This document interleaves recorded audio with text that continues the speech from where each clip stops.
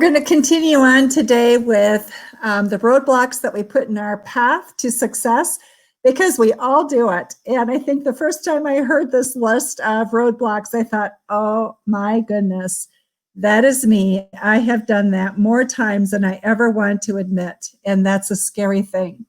So here's the fourth one, making destructive comments. You know, it's those little snide comments that we make about another person behind their back. It doesn't work. Sometimes it makes us feel witty or smart or clever, and it has painful results. They don't forget, and sometimes they will end up on top of the pile, and we will not forget. They will not let us forget sometimes.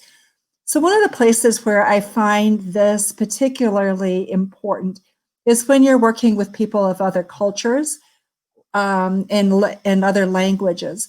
Because we tend to, in our country, also use a lot of colloquialisms, and we shorten things for wittiness.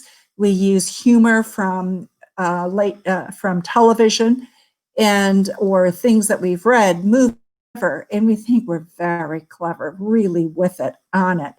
And people are going to think, wow, what a smart, fun person, right? Well, what I've learned is, yes, sometimes that is true. However, sometimes people will look at that, and after you leave, they'll turn to somebody else and they'll say, what on earth were they talking about? And what we don't always appreciate is that people from different cultures and with different language backgrounds may not perceive the wit in the same way. So I grew up in Japan, and so Japanese was a language that I grew to be very comfortable with as a child. And what I have found is that as an adult, when jokes are being told, I translate them. There is no joke in this world that is funny when it's translated. And so the same thing is true of various comments. We also make comments like, wow, why does the person dress that way? I wish they would do X. Why do they always eat in a certain particular way or always eat the same thing? Or we talk about their habits, how they work.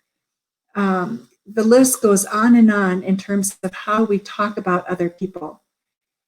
Our need to look smart than does not serve us. People really respond when we honor the other person. We look for their strengths.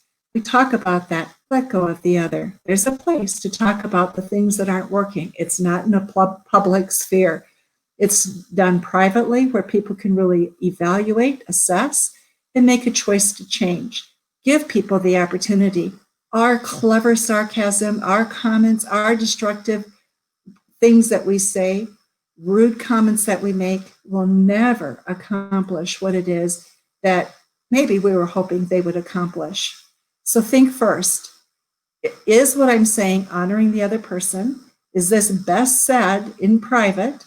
Do I really want behavior change, or am I just trying to look smart and witty? Because if that's what you want, you probably are putting a major roadblock in your road that's not going to serve you in 2021. Have a wonderful day.